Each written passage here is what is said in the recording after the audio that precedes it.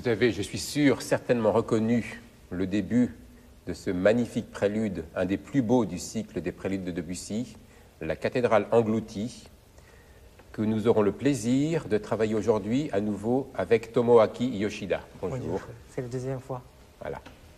Cette magnifique, effectivement, légende de la cathédrale engloutie de la ville d'Is, qui était enfouie sous les flots, qui est profondément calme, dans une brume doucement sonore, doit évidemment représenter cette mer absolument, mer bretonne, avec de temps en temps un petit peu de brume, et parfaitement calme.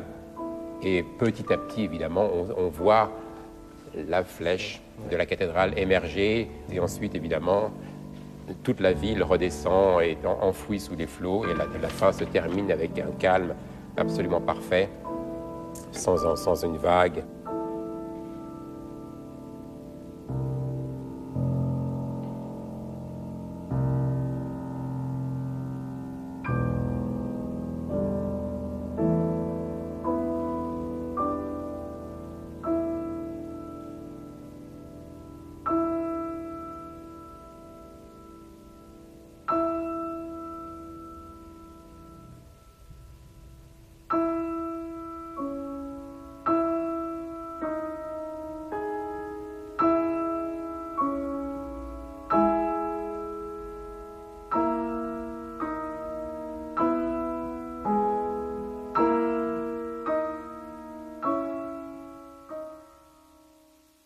Bravo et merci. Il y a un problème, effectivement, qui a longtemps inquiété et questionné les musicologues et les pianistes. C'était le problème de tempo. Debussy a écrit 6-4 égale 3-2, ce qui était relativement mystérieux. Personne ne savait exactement ce que ça voulait dire. Jusqu'au jour où on a enfin retrouvé un rouleau que Debussy avait enregistré, je ne sais pas, peut-être en 1912 ou 1913, dans lequel il jouait cette cathédrale engloutie. Et on a compris enfin ce que ça voulait dire. En fait, ça voulait dire une chose qui était relativement simple. Et il a des mesures à 6-4, comme celle-ci, par exemple. On a si noir, et il y a des mesures qui sont des mesures à 3-2 en blanche, comme celle-ci, par exemple.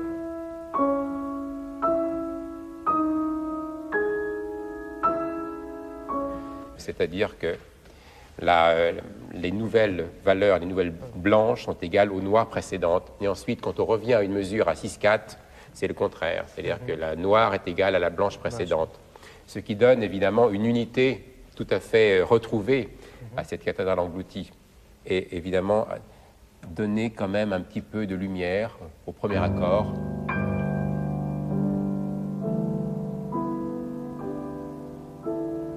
Debussy a marqué sans nuance, donc ça doit être absolument sans forme.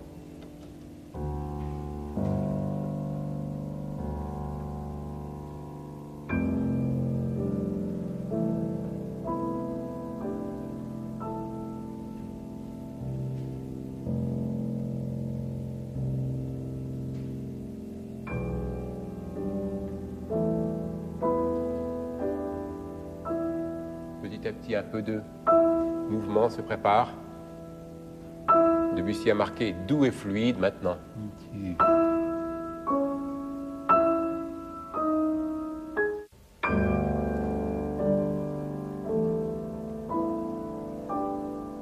Pas plus lent. Calme, mais pas plus lent que ça.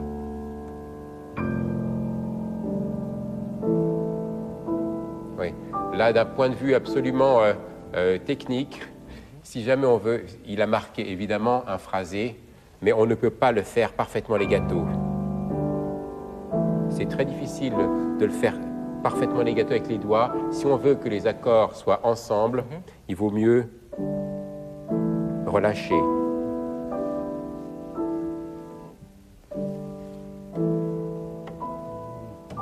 Pas plus lent.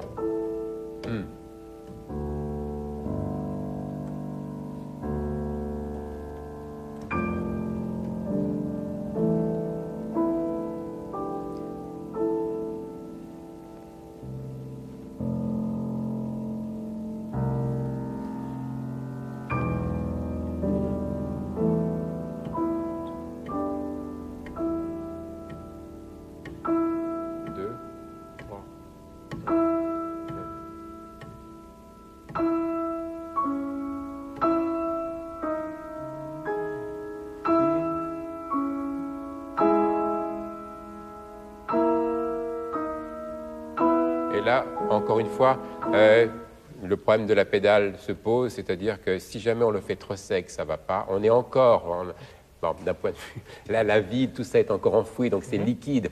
Et il ne faut pas du tout que ce soit trop clair. Donc il faut essayer de mettre peut-être une demi-pédale. Oula.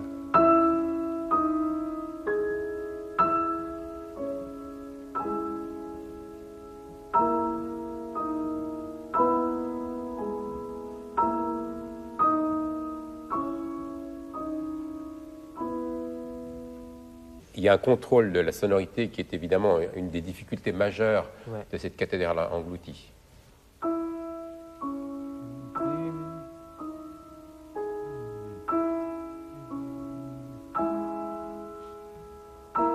Et la mélodie,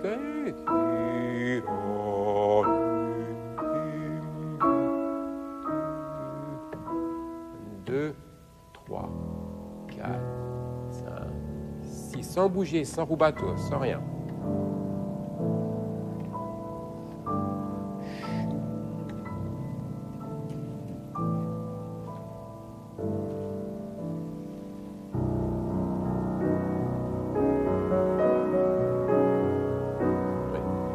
Là, il faut rester évidemment très piano. Debussy a marqué peu à peu sortant de la brume. On est encore, la ville est encore engloutie. On peut imaginer que la brume se dissipe un petit peu, qu'il y a un petit peu de lumière, de soleil, et que tout d'un coup, on aperçoit encore au fond de l'eau la flèche de la cathédrale. Donc ici, il faut rester absolument pianissimo.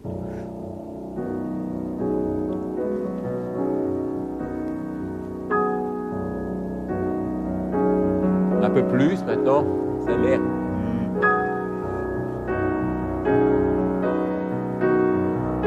Maintenant, petit à petit, on voit toute la ville qui émerge.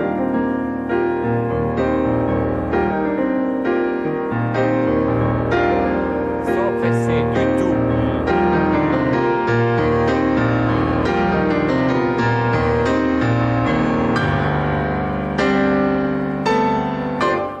Et là, on voit toute la splendeur de cette ville qui ressurgit. Et ça, c'est vraiment le sommet de la cathédrale. Donc, il faut donner du timbre, de la couleur, sans changer le tempo qui doit rester exactement le même.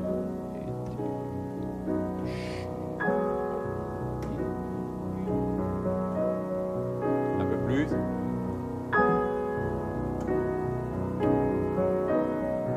Expressif.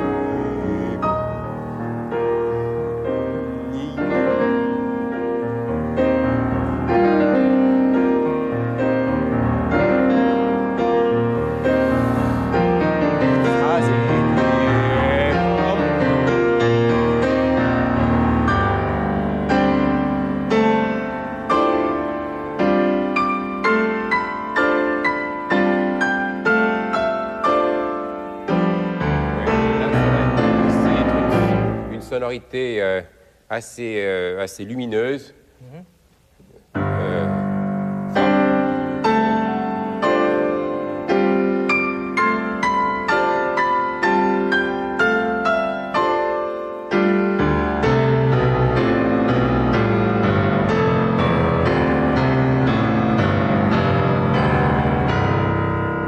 L'orgue.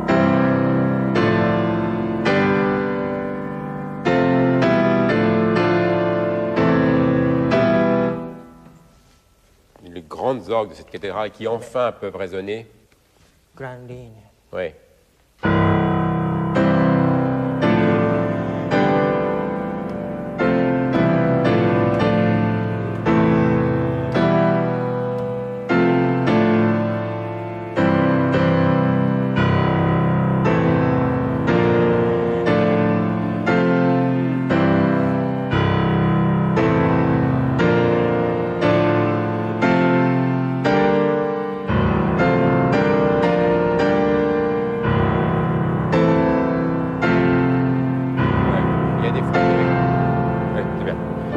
C'est un peu, enfin, cet orgue, c'est comme s'il racontait un petit peu la tragédie de cette ville, avec le côté un petit peu plus on peut faire un petit crescendo quand on arrive à ça.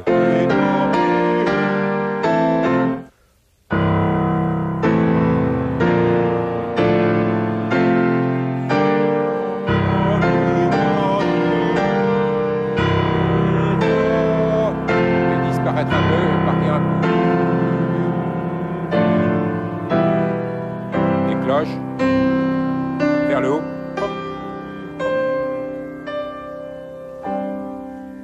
C'est bien. Bon, le problème, des problèmes qu'on rencontre souvent chez Debussy, il marque piano, più piano, pianissimo, più pianissimo. Donc il y a 4 étages. Si on est trop piano la première fois, on peut évidemment pas du tout faire cette gradation. Donc, de mezzo forte.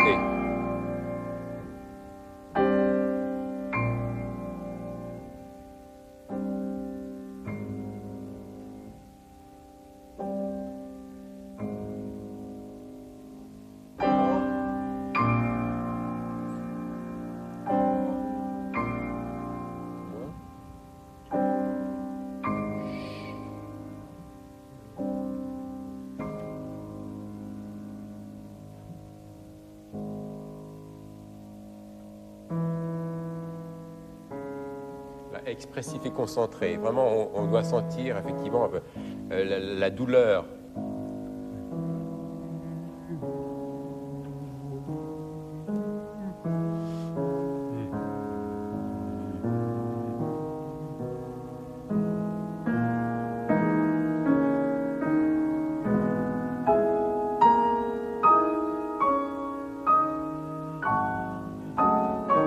Ces moments qui sont tellement riches harmoniquement, on a l'impression que peut-être quelqu'un raconte l'histoire au moment où cette ville avait effectivement une vie normale et que les gens étaient heureux avant la tragédie.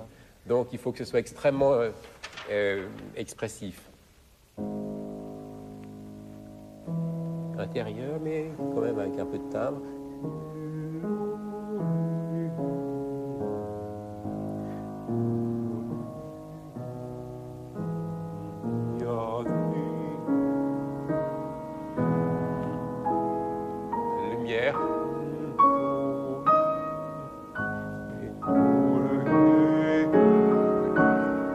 Canon.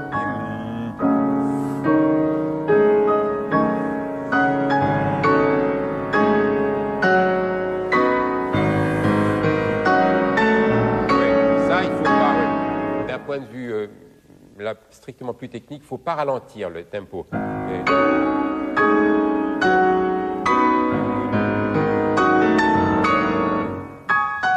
plus legato, ça.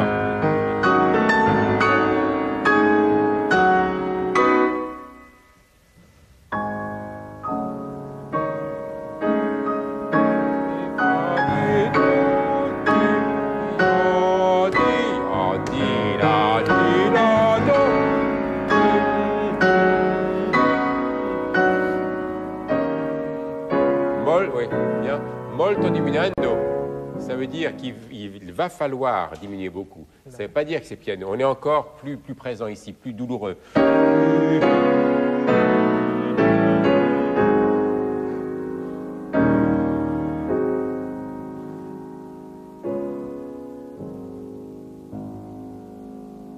Et petit à petit, la ville s'engloutit à nouveau. Assez majestueux.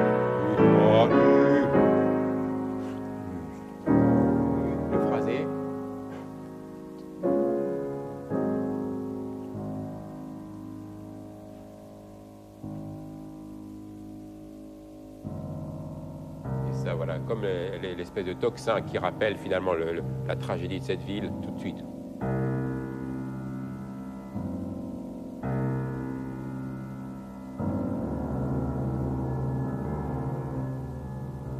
Et on va l'entendre à nouveau ici, le tocsin.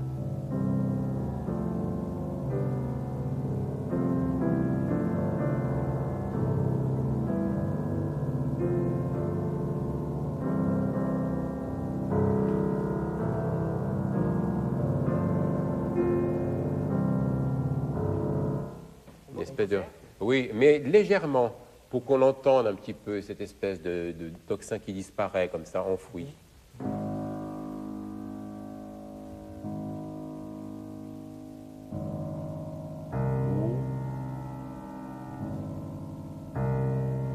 profond. Oui, là, il faut sentir un petit peu l'espèce de profondeur aussi. Tocsin. Et ça, l'espèce de... comme si on regardait au fond. Et qu'on voyait cette ville complètement enfouie.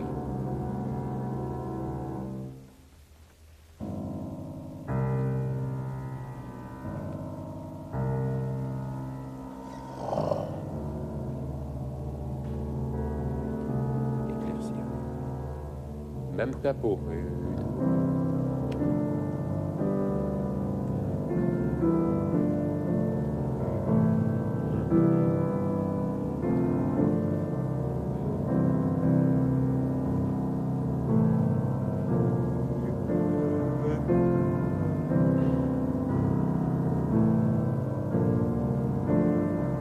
Un peu de douleur maintenant.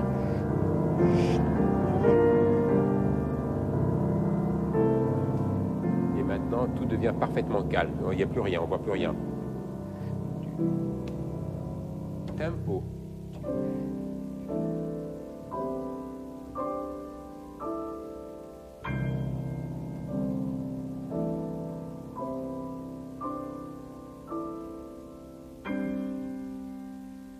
Chut, rien du tout, rien du tout.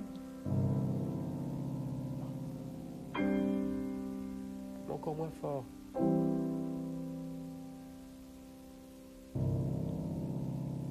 Bien, c'est trop fort, mais c'est bien.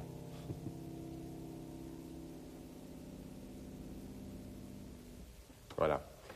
Cette pièce absolument extraordinaire.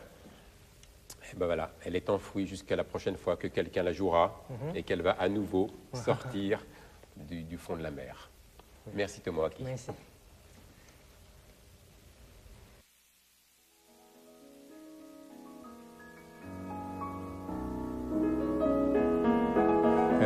Là aussi, j'ai beaucoup de souvenirs. Là, si je cherche les images qui me viennent directement à l'esprit, j'en ai peut-être deux qui sont assez fortes. Une image, c'est, je crois, pas très loin d'Hiroshima. C'est un tori dans la mer. Je crois que c'est près de Miyajima. Et c'est absolument extraordinaire comme effet avec la mer qui monte, le coucher de soleil. Et là, j'y ai vu évidemment toute la splendeur de l'art japonais, mais d'une autre façon aussi toute la richesse de la peinture française et de la musique française.